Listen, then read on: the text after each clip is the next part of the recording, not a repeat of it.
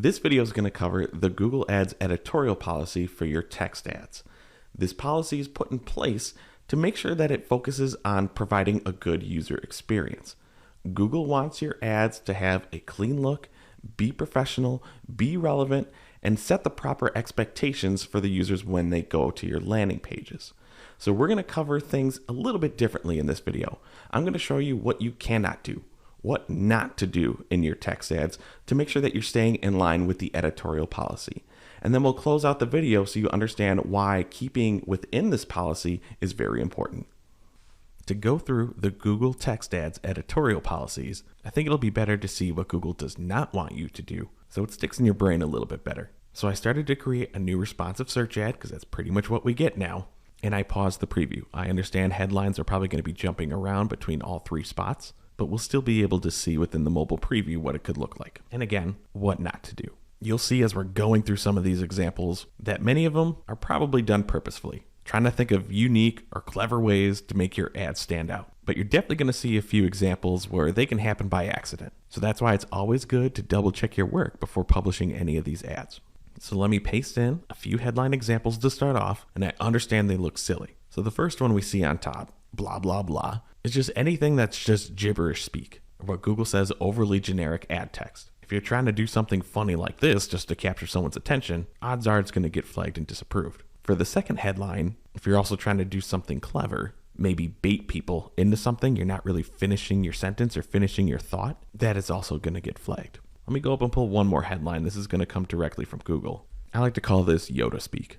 It's really not appropriate grammar. You're flipping words here. Most people would say, buy flowers here. So saying flowers hereby, it's kind of weird. And in the main English grammar, it just doesn't really make sense. I'm going to remove these, and then I'm going to paste in a couple more. Anything like this, really clickbaity. Basic things just says click here. The buy now part of this headline is not the issue. It's the click here. I definitely have used buy now in several clients' accounts. But buy now is at least a specific action. You're telling the user once you get to the landing page, the main thing you want them to do is to buy something. Well, just saying click here, the user doesn't know what expectations are on the other side. If you need to keep it a more generic call to action, try something like learn more, read now, that sort of thing. Going to remove this one again.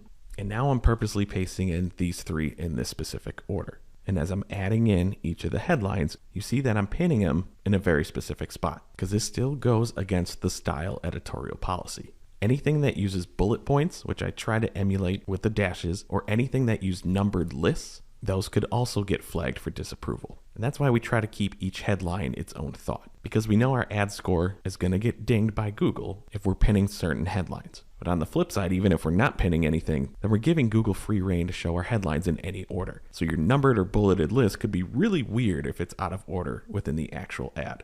Okay, let's refresh and go into specific punctuation and symbol policies. Okay, and here are the first two examples. Using any punctuation or symbols not in its true intent or purpose will most likely get your ad disapproved. Let's see if this shows how old I am. All right, look at the second headline. Is that still considered leet speak? Is that still what people call it? I don't know. In the top example, while it is innocent, it is the @ symbol. Google actually wants you to spell it out. The funny thing is that I use the ampersand in headlines all the time, especially if I'm limited by characters. For some reason, that one doesn't get disapproved, but that really is the true intention of an ampersand. The @ symbol, not so much. Let me add one to the third headline.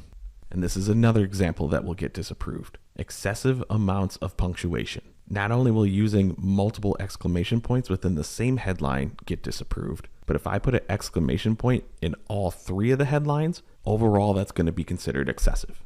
I always had my own internal policy when creating expanded text ads to make sure that only one of the headlines had an exclamation point. I still don't know fully how that plays out for responsive search ads. I can enter in up to 15 headlines, as we can see, knowing that Google is only going to show up to 3 of them. So without pinning anything, still not sure what's the best way to test multiple punctuations without getting flagged for using it excessively. If you have any strategies of how you knock that out, please, I'd love to know that, so leave a comment below. But let me get rid of these 3. And now I'm going to paste in 2 more. I got to start with the bottom one because I do not want to get your hopes up. Emojis are not supported. I'm trying to think when it was. Was it like 2014-ish? We could get a few ads sneaking through, and they did get approved. I used one for a car dealership, and I put the car emoji in there. It lasted about a couple weeks, but then once everyone started doing it, it got squashed. So that was a very fun 2 weeks. Really high click-through rate. But you can see it's exactly why they pulled it away. In my head, I'm thinking this one has to come back eventually. You know, Facebook lets us do it, Google, come on. But again, no emojis within your headlines. Now going back up to the one at the top, this one really violates the editorial policies. Definitely using non-standard punctuation with all the periods in between. It is also using excessive capitalization. And you can see in the ad preview how that first headline just looks spammy. It just looks like a crummy email headline that you would get. And that is definitely something Google does not want. I'm going to paste in one more example into the third headline. And in case you're wondering, this headline 3 will pretty much get approved. If it doesn't, this would be one I would definitely feel confident disputing, requesting a review and getting it back. Certain legal symbols like copyright, registered, trademark, those are okay to use. Using prices in your headline if it's used in the appropriate way. Monetary symbols, those are okay to use. Not only that, the SD is a product name, so it should not get flagged for excessive capitalization. Same thing with a particular brand name, SanDisk. That is how the legal brand name is. Multiple capital letters, but put together with spacing removed as one word. If that is the actual brand name and you're using the actual product names and they do have some non-standard spelling, not too excessive, those types of headlines should be okay. Again, if it does get flagged, you should be able to request a manual review. Now, one thing I haven't mentioned yet is that these policies also apply to your ad extensions. But Google knows there needs to be some exceptions for these policies. Like in this example, for a promotion extension. If you don't know about promotion extensions, we already have a video about it. You can watch it right here. But within a promotion extension, you can add coupon codes or promo codes. So if we see in the extension example, the code is LoveMom, all capital letters, all one word. That will get approved. Google knows how so many brands use promo codes. And they always have some sort of funky spelling, capitalization, a bunch of numbers crammed in there. So you don't have to worry about that. Repetition is another main category that goes against the Google ad editorial policies. Unnecessary repetition, like we're seeing right here, videos, that's going to get disapproved. Don't be the stereotypical used car salesman. Sale, buy, all within the same headline. It's not going to work.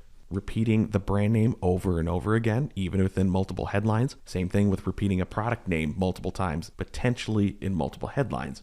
Those could get flagged for disapproval. And now I'm going to bring up ad extensions again, because we have to remember the ad extensions are considered part of the overall text ad experience. So let's say your call out extensions are repeating a lot of the same words and phrases that you've put within your headlines and descriptions. Google doesn't like that. So understand how your ad extensions work, all at the account, campaign, and ad group level. Pasting in a few more here. The next editorial policy we're going to talk about is unacceptable spacing. This is one I mentioned towards the beginning of the video that could be accidental, but it's still not allowed. So in the top one, quick, fast service, most likely I just forgot to add a space after the comma. However, it does go against the policies. Or if I try to be clever, like in the second headline, add additional spaces within the word now to stretch it out, make it look different, capture people's attention, that's going to get flagged. It's kind of in line with the grammar one we first talked about as well. Now, just like that SanDisk SD cards headline I showed earlier, excessive spacing could be acceptable if that's how the actual brand name or product name is spelled or branded.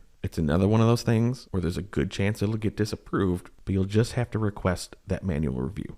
And on to the last one I want to talk about, and something that used to be acceptable many years ago within Google Ads, that is including a phone number within the ad text. Believe it or not, there was a time when call extensions did not exist. So to get around that, we used to be able to put the phone number within our headlines, and it worked pretty well, especially if you had call tracking where you can prove it came directly from your text ads. But those days are gone. It's now considered to go against the editorial policies for your text ads. Either use call extensions or consider creating call-only campaigns. If you don't know what call-only campaigns are, I had another video about it. You can watch that one here. If your company name is a phone number, only one I could think of right now is 1-800-Flowers, but I'm sure there's many more out there. That is, yet again, another example where you will have to request a manual review.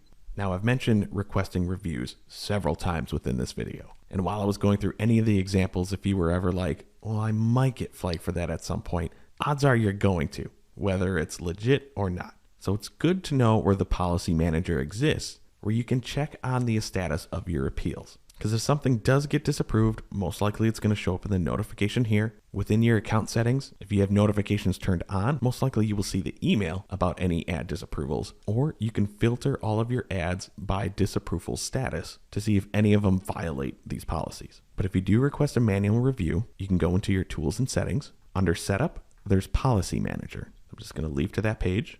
This is our demo account. So most of our ads are just fake ads just for the sake of showing you how to do something. But if any of your ads violates the editorial policies, it will show up here. That's definitely one of them. Someone else's trademark within the ad text. You'll be able to view the ads in question. You see under status, it's going to tell you what's wrong. You can edit the ad to be in line with the policy. Or if you feel that you haven't violated anything, like weird spacing within your brand name, here's where you can appeal and request a review. I understand this is an app ad, but any of the text ad violations will also show up within Policy Manager. So why is this all important? Let me hop to one more page and I'll explain why. Starting this month, which is June of 2022, there were 9 additional policies added to Google's 3-strike based system.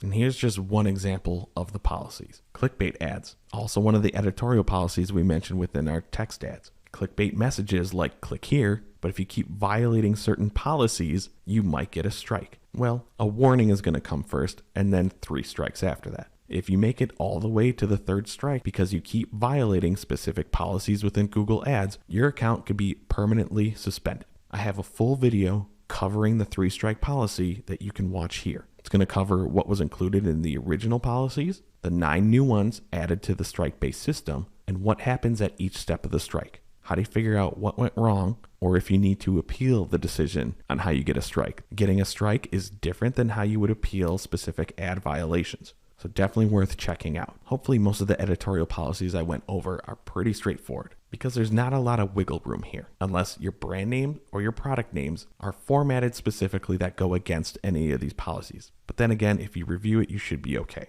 These editorial policies are put in place so it forces us to actually think of creating good ads and not lowering ourselves to spam tactics. If you have any additional questions about any of the policies I mentioned or potentially how to appeal and fix the disapprovals, let us know in the comments below and we'll do our best to answer your questions. Thanks for watching our video. If you found it useful, give us a thumbs up below. We release a new video at least once a week, so if you want to see more from the Paid Media Pros channel, be sure to subscribe.